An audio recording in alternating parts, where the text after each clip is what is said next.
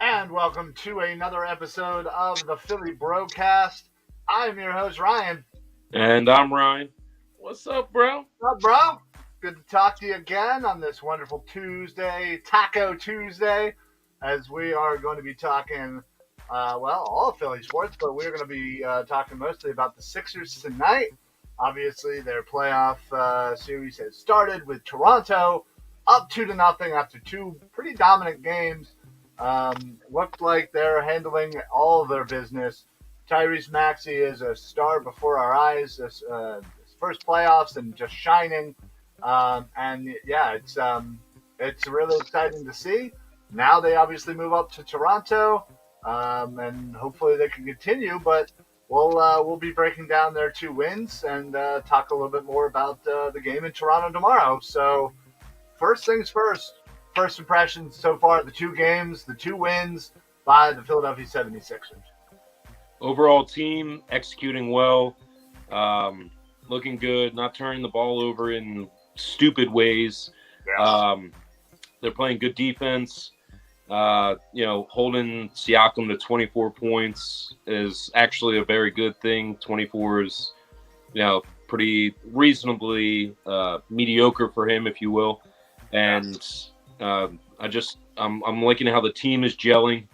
I have to say that, with Joel kind of having a bounce back game, if you will, from the 19 points he had in the first game to 31, that's excellent to see. You just, you want to see that production out of your big man.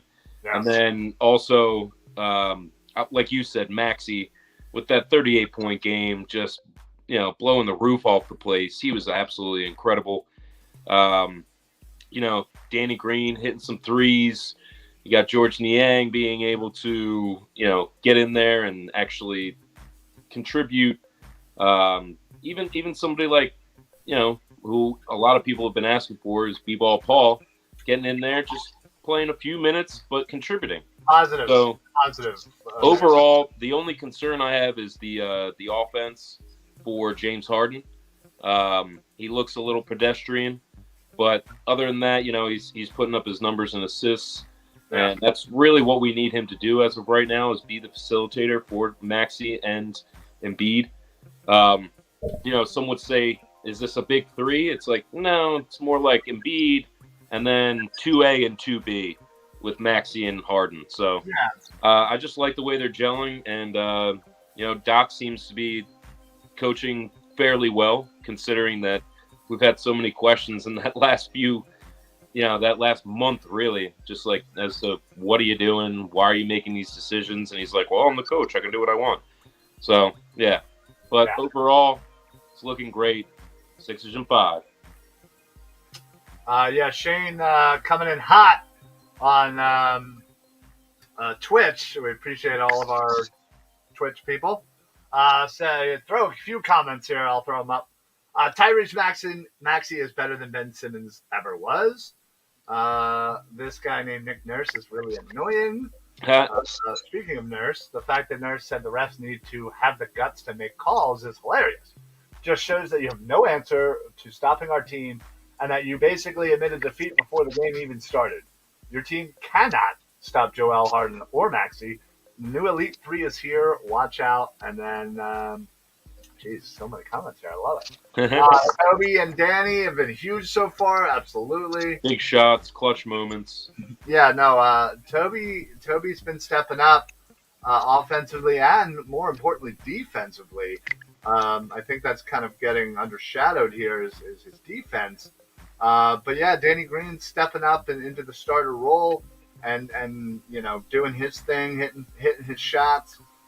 He even dunked the ball for the first time in 17 years yesterday. Is that really a story? Like apparently it's so much like all of his teammates are like busting on him and like making sure he was okay. Like, isn't he like 6'6"? Isn't that like shouldn't you be dunking?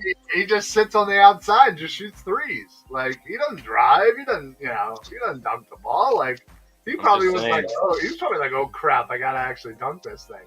If I went out there and dunked the ball, I think that'd be a big story. But like he's supposed to be able to dunk the ball. It's just not something he does very often. Yeah.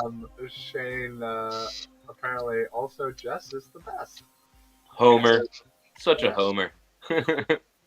All I have to say is I can't believe I forgot Tobias. I mean, I've kind of been in the middle of the road with Tobias Harris all year long, with the ups and downs, just being kind of inconsistent. And yeah, I mean, over even just if you want to take last game and just say how good of a job he did, and like you said, offensively, defensively, just overall, that's huge. I mean, if we can have him putting up that 20 spot in a playoff game, that's huge. Absolutely huge. Yeah, no, and what you were saying about Harden, yeah, listen, we're used to the 30-point a game, triple-double type Harden.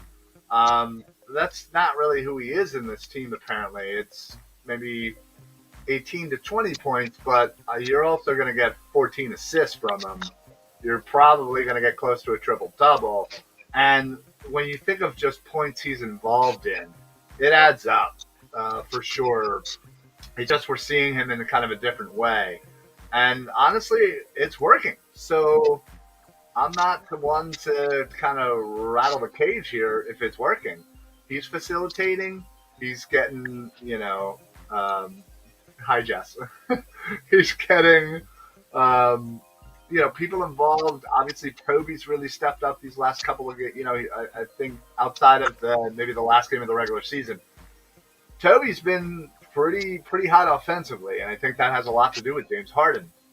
And obviously Maxi's emergence has a lot to do with Harden, and just not even necessarily when he's on the floor, but the things he's doing, in practice and pushing him, and it really has shown dividends.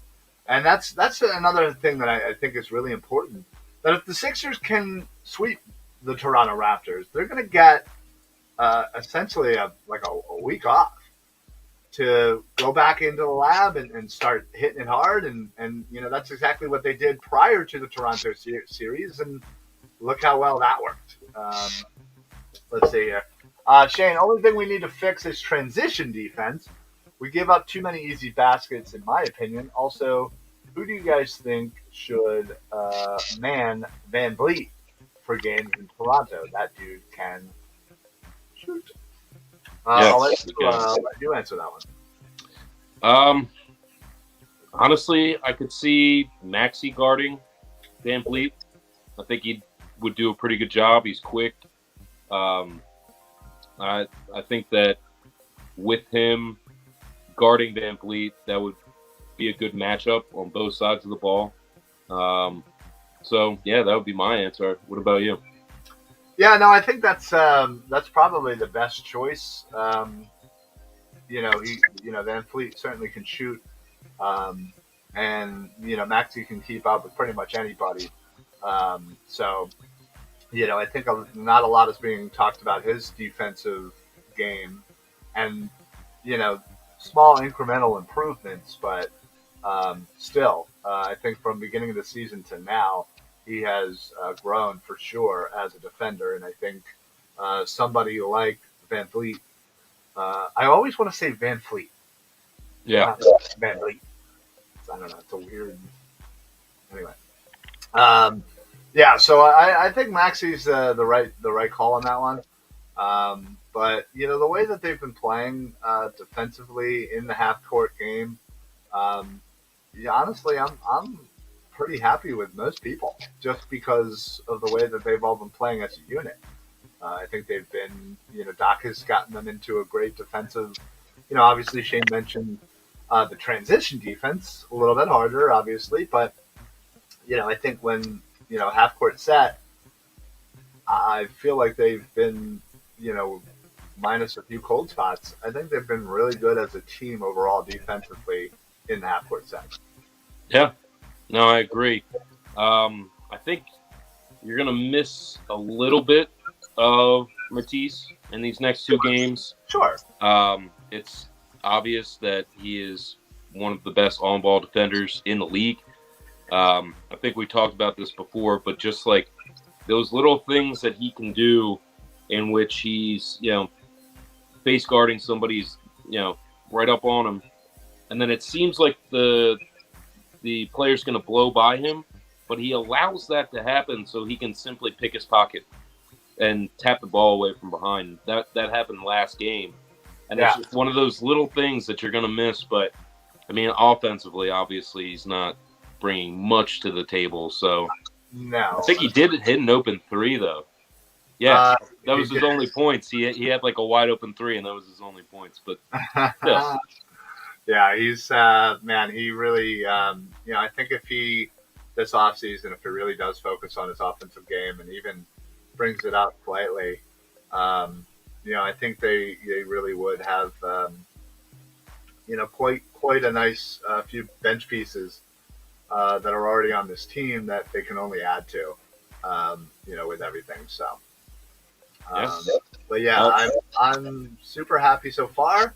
We're 2 games in. They've looked dominant. Embiid kind of took a little bit of a backseat to Maxey. Game 1 came out obviously 31 points, pretty dominant. Had more free throws than the entire Toronto team. Hence the Nick Nurse comments, or the fact that he's complaining about the refs and all of that. It just seems a little. Oh wow! I thought I had turned off my sound. That's embarrassing. real professional. Yeah, real professional. Of course, this friggin' spam call. Don't they know we're on air? Come on. Yeah, but your car warranty. Yeah, still about to expire. Yeah. Sorry, I'm a little off. Amateur. For the call. People are texting me like knowing that I'm on air, which is always lovely that your friends are, Anyway. Yeah. Real quick though, before I get to whatever the hell we were talking about, because I really don't know. I did want to obviously mention a few things that I do normally every show. Of course, welcome in everyone from the Painted Line YouTube channel. We have partnered up with the Painted Lines, with everybody over there. Great group of guys. Not only do they do shows, and they stream on our Facebook, we stream on their YouTube, but they also have a wonderful website, thepaintedlines.com, articles and access to all the videos and whatnot. And if you're a big NFL draft guy, which, we obviously are, they have done so many breakdown videos of position by position, mock drafts, and just amazing coverage. So if you're really looking to dive deeper into the NFL draft, please head on over, not only to their YouTube, but over to their website. I also want to mention the official sponsor of the Philly Sports Alliance, which is La Terrain Watches, a fantastic watch company.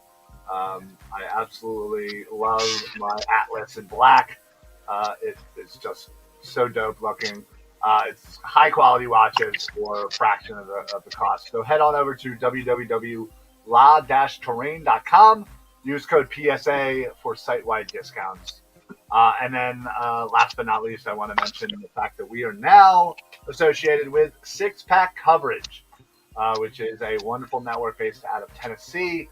kind of bringing the Philly sports fan view to their network.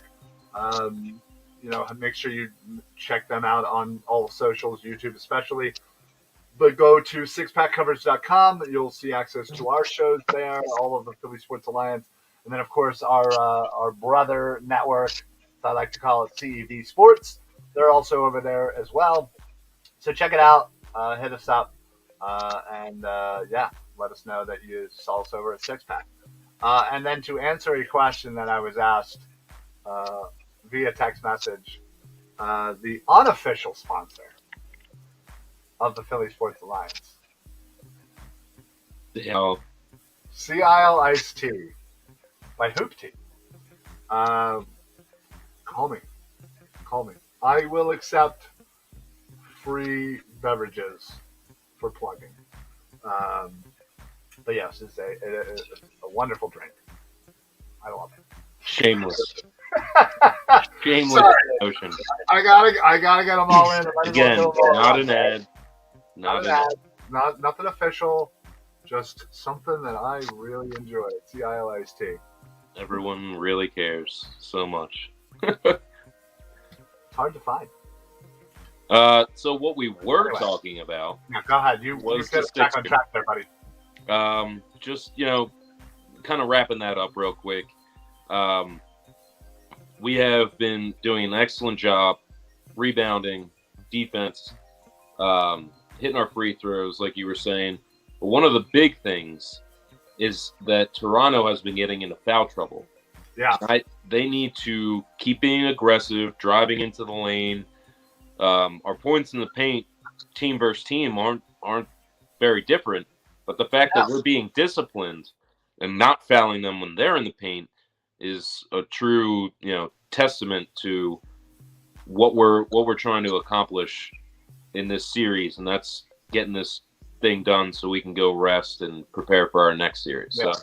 Yeah, absolutely. And I think, that this is certainly going to be the talk nationwide as far as, the referees and, the attention that Nick Nurse is bringing to this. How, he's not getting calls and Embiid's getting all these calls. And well, guess what? Toronto is being pretty physical so far. Yeah. These first two games. When you're physical, refs are going to call fouls. Kind of the nature of things. This isn't the 1980s where you just kind of let things go. You punch somebody in the mouth and you're like, go ahead. I'm sorry. This is the NBA right now. A little bit of ticky-tacky. Yeah, people maybe embellish.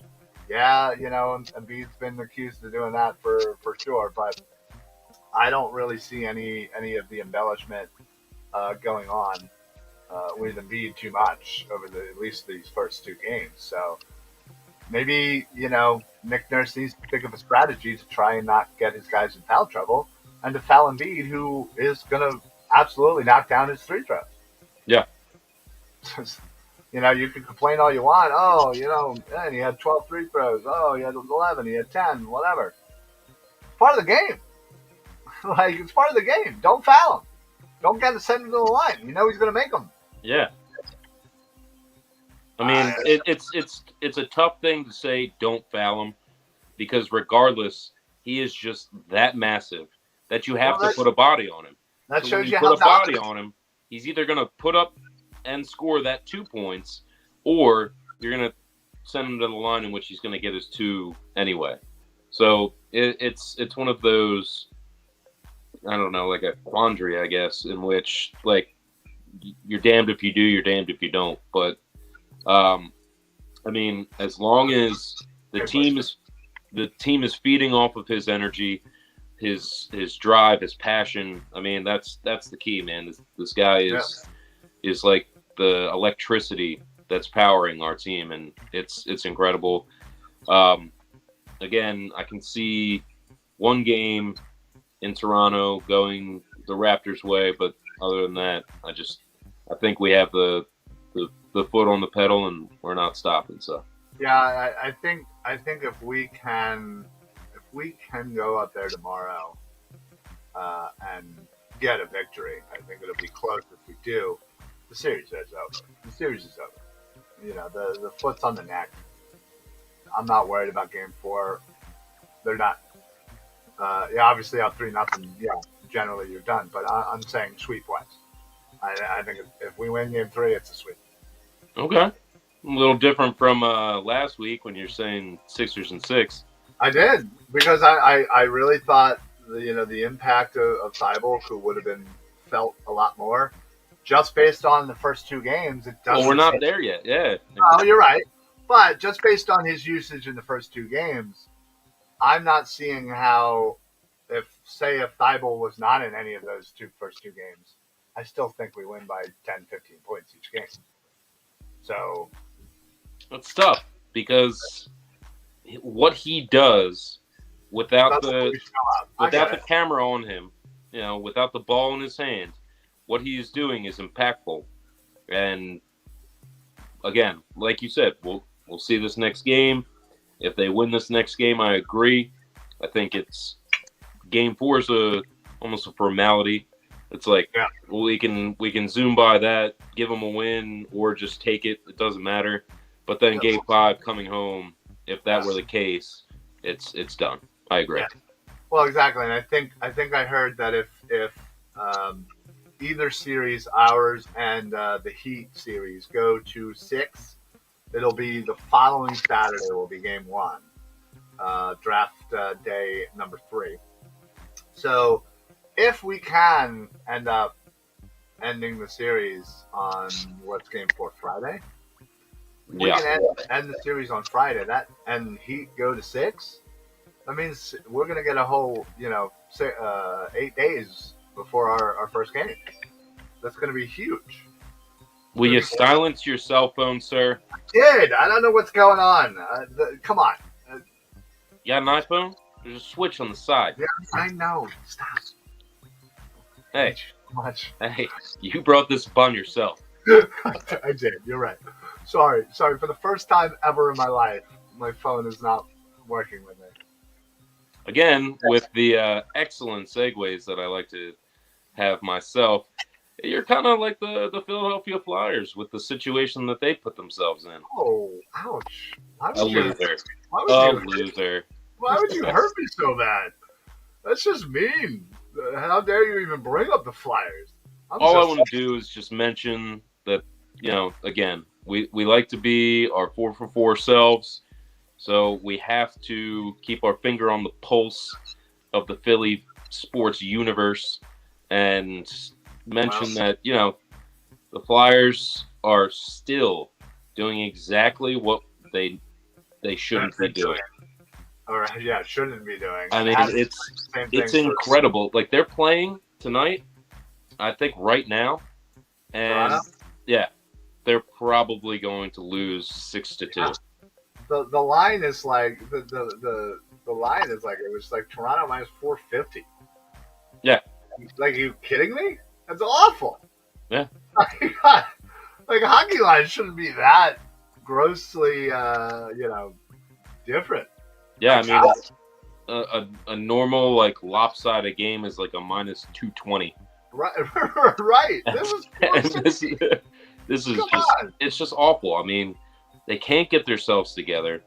They're not gelling as a team. It's like the exact opposite of what the Sixers are. They just have no mesh to them. They're like a net with a hole in the bottom. So when you're literally trying to fish, you're like, what's happening? I don't understand. It's frustrating. They're depressing. They really are.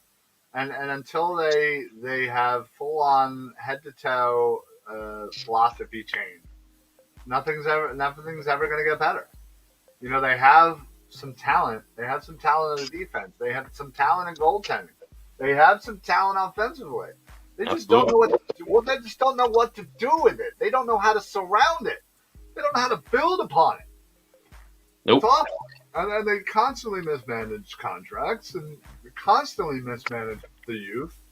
Ivan Provorov, honestly, skill-wise, should be one of the best defensemen in the league, and he's not. I think a lot of that has to do with his coaching and just, who he's being paired with, and just there's a lot of mismanagement throughout, up and down. from front office to coaching. And they literally need to just clean house, get rid of dead weight, and honestly have a complete philosophy change. Yeah, I mean it's Get with the times. It's funny that they're consistent in their inconsistencies. Right. It's like watching the same thing, the same episode of a show over and over, and expecting the ending to be different, even though you know how it's going to end. Yeah. I mean, it's the definition of insanity. Doing the same thing over and over, expecting different results. That is what they say. So, I mean, I just don't understand. But like you were saying, it's a philosophy thing. It's a leadership thing. It's a desperate cry for an overhaul. And like, there's tons of positive spots and really talented players on this team. I mean, Travis Konechny is one of my favorite players in the NHL, simply because of his skill, his work, his overall, I want to say like flyerness. Like he just seems like he's a flyer. Yeah. And oh yeah, he fits the mold. It's funny because there's this flyer mentality within the organization, the whole Flyers way, the whole the old Broad Street bully, that whole mess. But as a Philadelphia fan base, we gravitate towards certain players and certain types of players. The hard workers, the put your head down, put in the hard work, the gritty, the gutty, I wonder where they got the name. I know. Yeah, it's funny that the term gritty gutty has been in my vocab hockey wise for probably 25 years. There's a really long story and I won't get into it, but thanks. When they came out with gritty, I was like, oh gosh, that's hilarious. Oh, we are getting spammed on YouTube. That's fun. Spammed how? Well, apparently, Naked-HD will satisfy your wishes online. Is commenting emojis, basically. That's fun. I haven't had that in a while. All right. The only thing I can do is block them for 5 minutes. Great. That's the only option. Yeah. I hope I was able to delete them. I don't know. That person literally spammed me like 6 messages in a row. Very sexual emojis going on there. All right. Well, that's fun. Oh man, I have that honestly brings me back to like the old days of the Philly Making Hump when we would just get random people who just would troll for no reason. Talking about like asking if we were selling a couch or putting my shoe in my head or something. I don't know. It was like a whole thing. It was weird. Internet. What are you gonna do, right? Right. Anyway, all right. Enough Flyers. Let's talk about some Phillies. The Phillies have been a little disappointing so far. People are ready to jump off of the Ben Franklin. And it's funny because we are, 12 games in maybe? 11, 12 games? 11 games in, the 12th is next. 12, yeah, next. So, all I have to say, relax. R-E-L. Relax, folks. You have a lot of brand new pieces on this team. You have a completely different lineup. You need them to gel a little bit. Plus, historically, somebody like Schwarber is a very slow starter. It's going to take him a little time to ramp up. Just give it a little time, okay? If the Sixers season is over and the Phillies are still struggling, all right, fine. Then let's start worrying. But until then, settle down, relax, enjoy it. It's baseball. Just enjoy it. We have baseball. How long were we waiting for baseball? with all of the delays and the oh no, the season might get canceled. Wasn't it like a 1 week delay from the normal start date? It's yeah, like it really didn't impact anybody that much. Oh, it impacted a lot of people. People were freaking the hell out. Yeah, because it was something to freak out about. It was great. It was fantastic. Most of the people that were freaking out didn't care about baseball. The same people that are like, I don't want a 4-hour game. You don't watch baseball anyway. Like, what does it matter if it's 4 hours or not? I mean, you got Aaron Nola and Scherzer going against each other. Yeah, it's going to be a 4-hour game.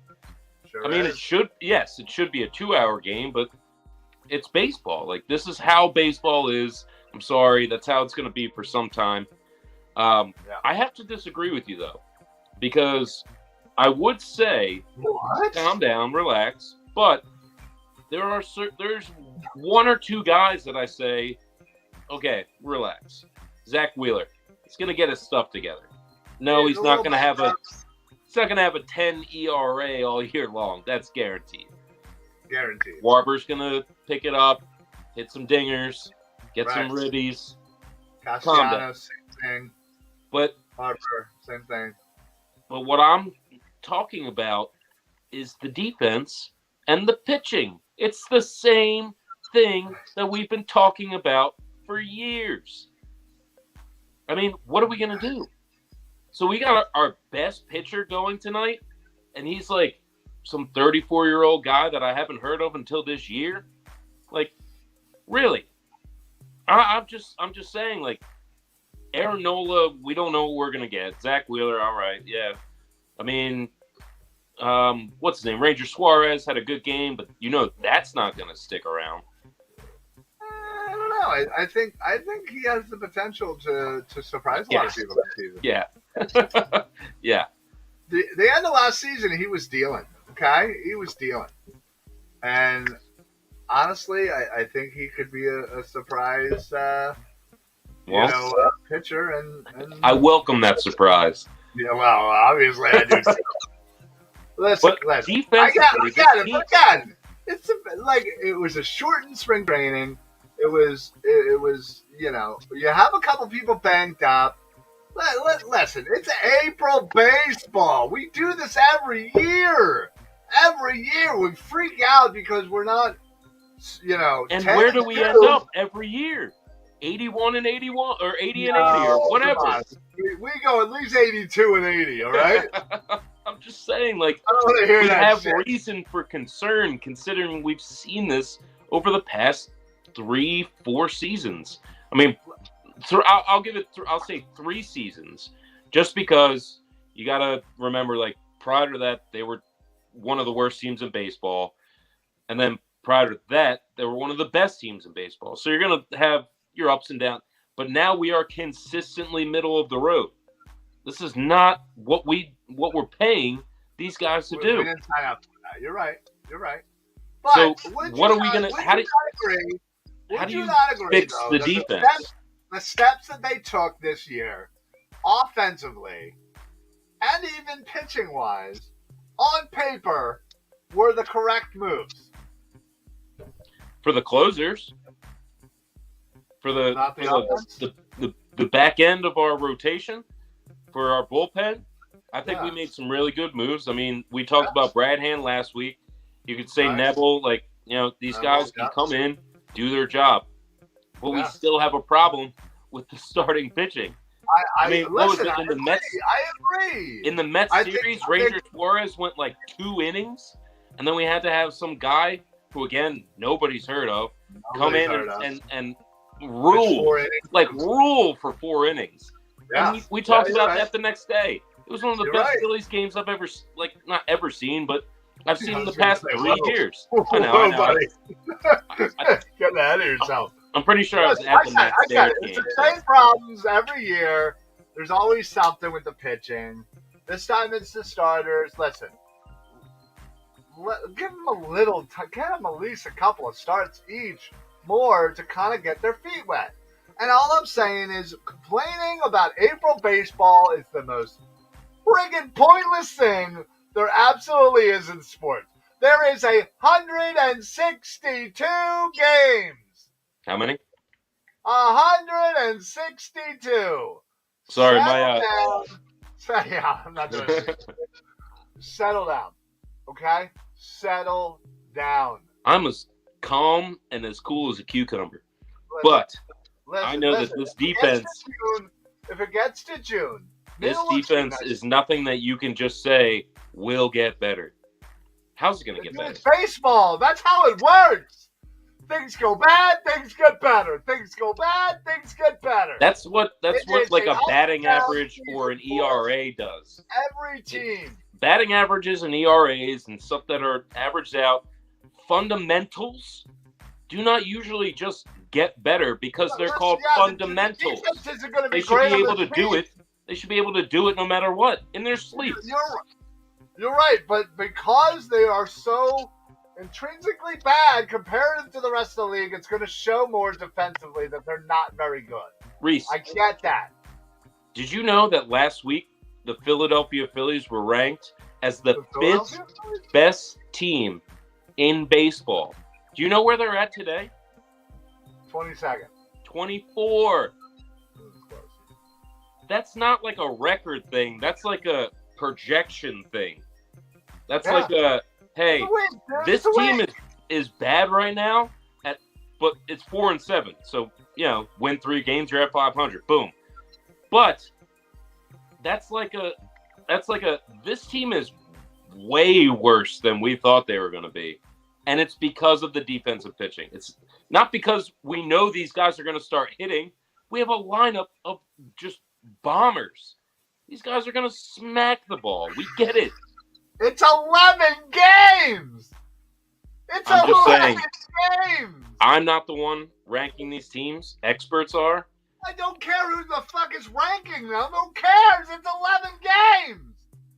This guy cares. Well, guess what? Come talk to me mid-June. If they're still ranked 24th, then I'll say, you know what, Rye? You were friggin' right. But until then, I don't want to hear about it, man. It's 11 games. Let them figure it out. Jesus. Baseball is the perfect sport that you can absolutely have a period of suck. Somehow figure it out. Get out of that funk. Get into a rhythm and absolutely dominate your way into the playoffs, into a division, into a World Series. That's how baseball works. Listen, I get it. If in a month or two things are still pretty bleak and not improvement, then yeah, you know what? You were right.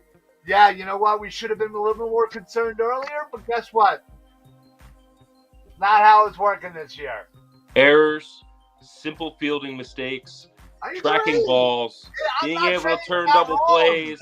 These things are very, very, very easy for a professional baseball player. I'm not saying I can do it, but for a professional baseball player, these things are pretty easy. And they're making that look difficult, and that's my concern. I hear you. All I'm saying is give them a little more games under the belt.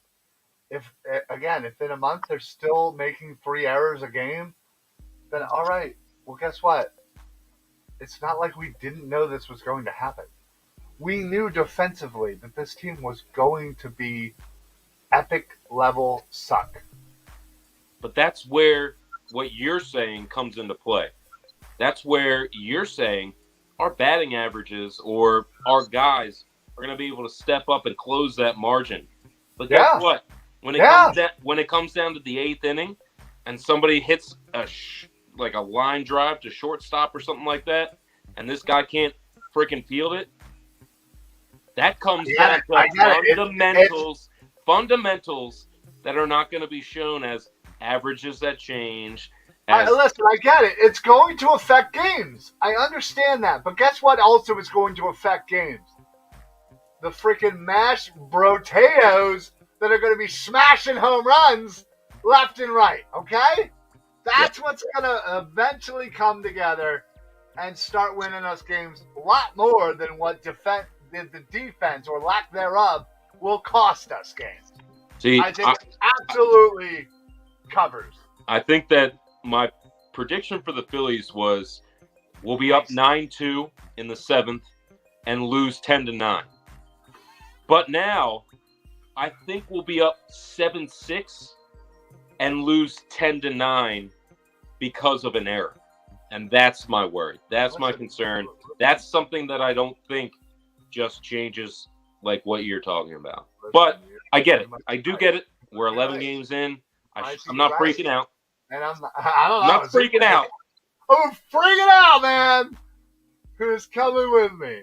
No, listen, I get it. And you're absolutely right. Defense will cost us some games.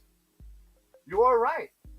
But to say in such a definitive way that, well, through 11 games, we've seen what they are defensively, and therefore, that is what they are going to be the entire season, and therefore, that is going to cost us X amount of games, and therefore, we are not going to make the playoffs. I don't think I said the word therefore once.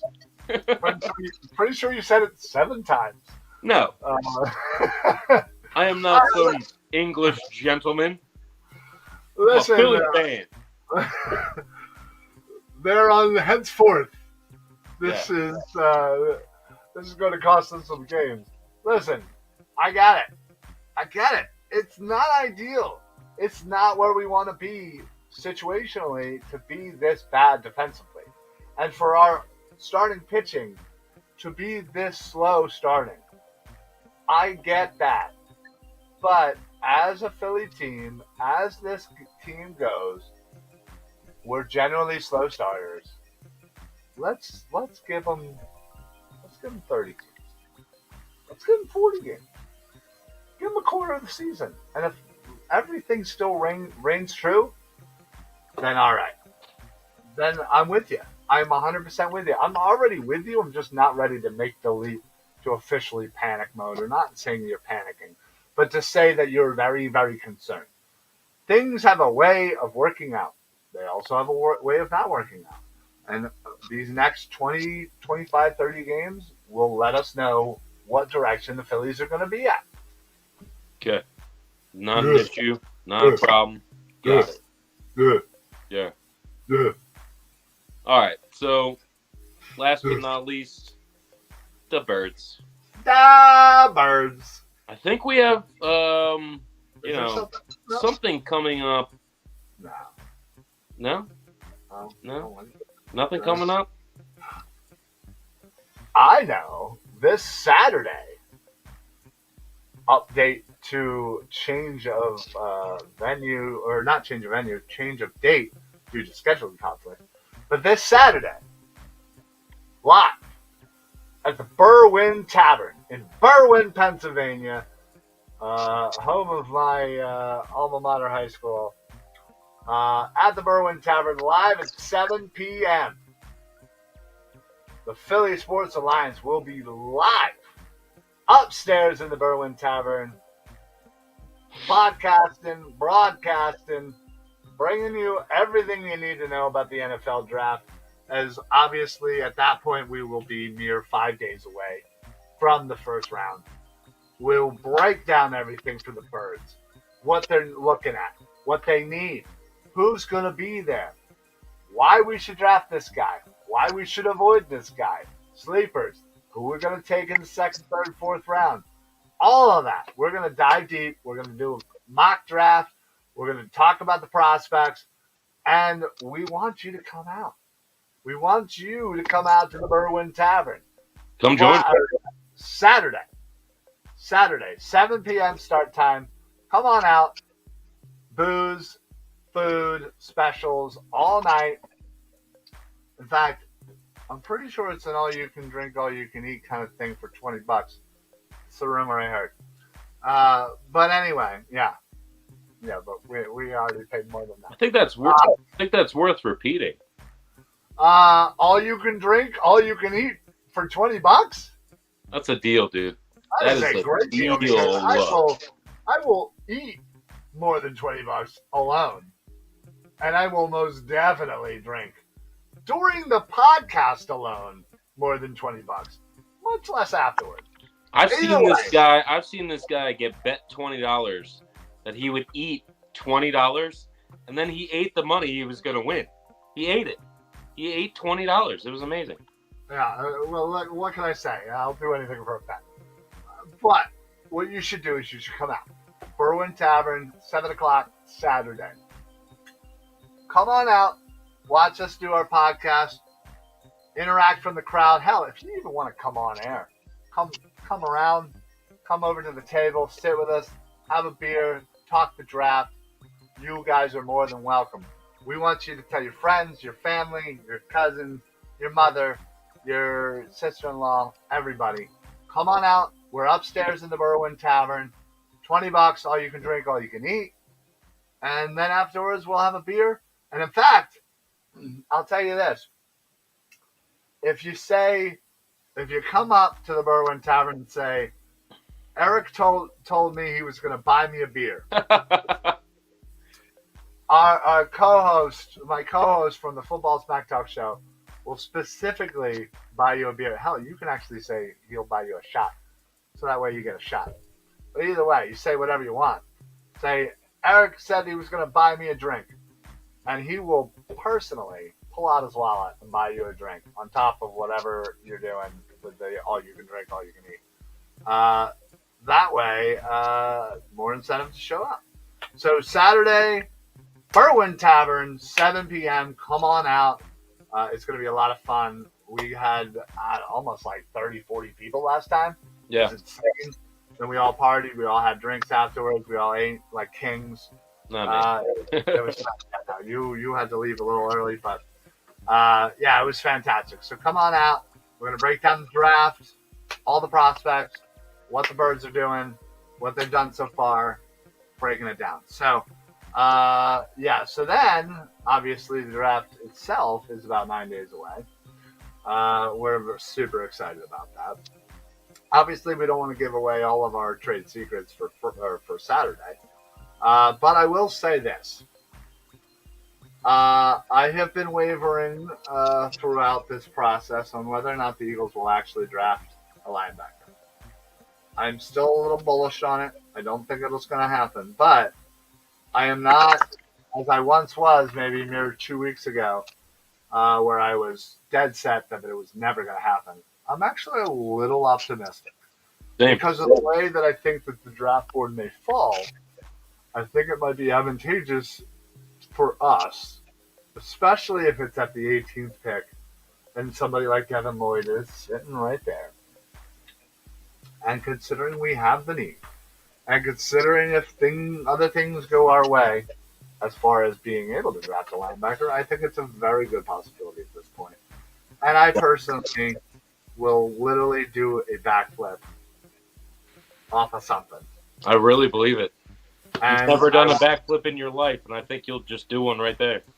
Untrue. I have successfully done one backflip, standing backflip, in my life, in high school. No video, no proof. I don't. First of all, I'm so old that we didn't actually have video on our phones, so that wasn't like. You bring me one person that was there, and I'll believe it. I don't believe it. They're probably all dead. Yeah, most likely. I mean, with how old you are. Anyway, that was when you were avoiding the draft. The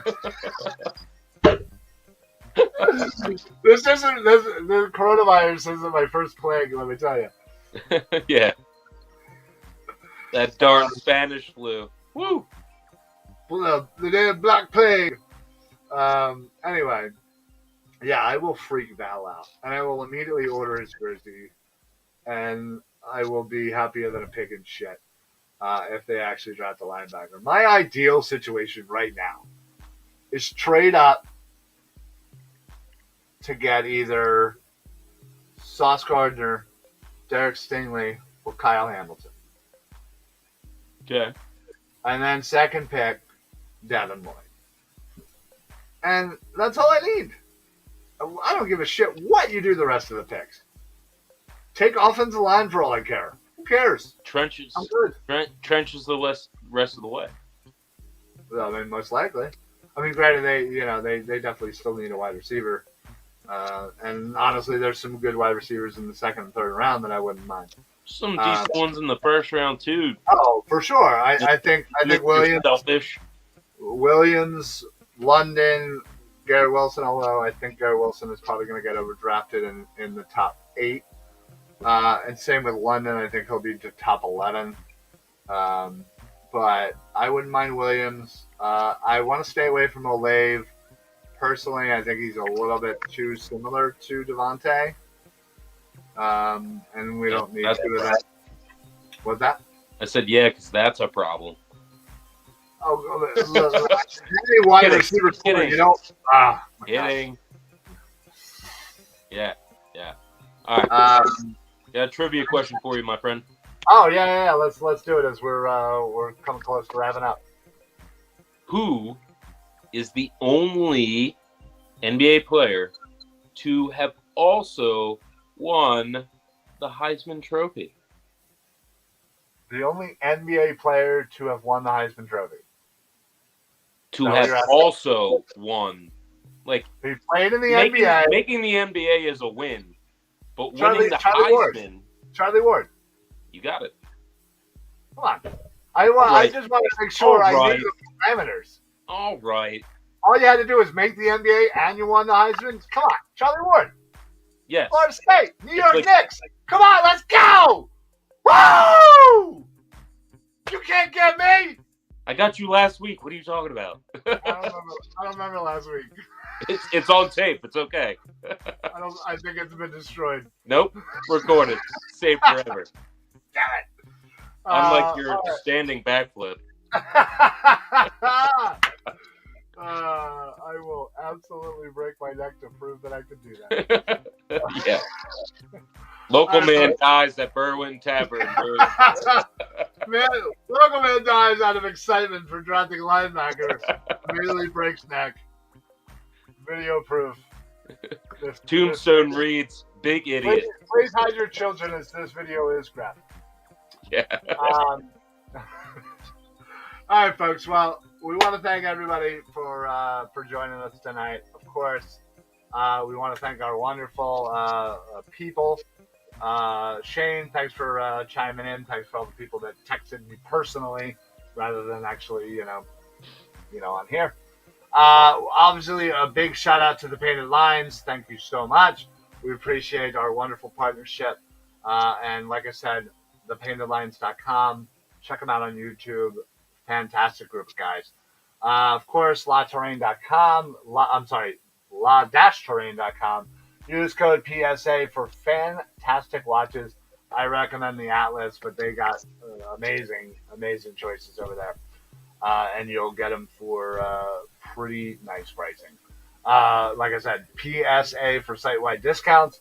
And then last but not least, super excited. This is the second show we've done officially on Six Pack Coverage.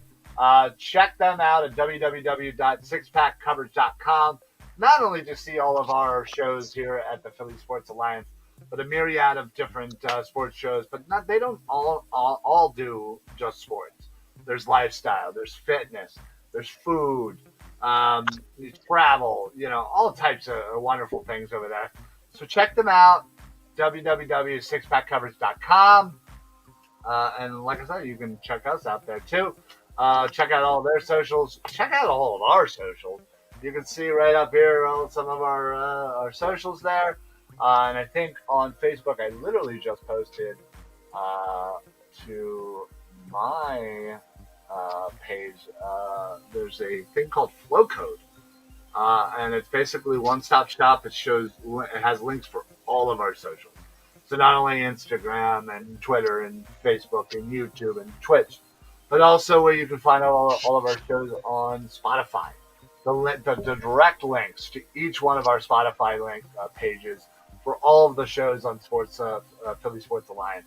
So that means the Philly BroCast, the Football Smack Talk Show, Diamond Club, Attendees, Bald Eagle. You can find them all on there. So check us out. Give us a like. Give us a follow. Give us a comment. Give us a share. Give us a rating. Whatever. Any little thing, a button pushing you can do helps us out tremendously, and we really do appreciate that. Make sure you follow the Painted Lines. Make sure you follow Six Pack. And make sure you follow La Terrain watches as well on social.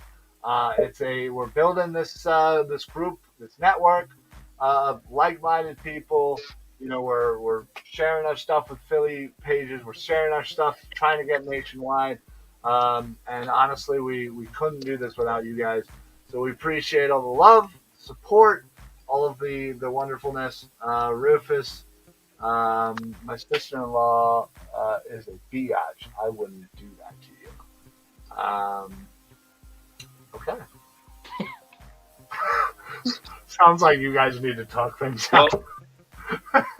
I just know that Rufus has commented twice in the past 2 weeks. So, Rufus, thank you for just watching and being a part of this. Yeah, thank you, dude. That was awesome. Sorry, that caught me off guard. Well, that was fantastic. So, again, thank you, everybody. We're going to head on out of here.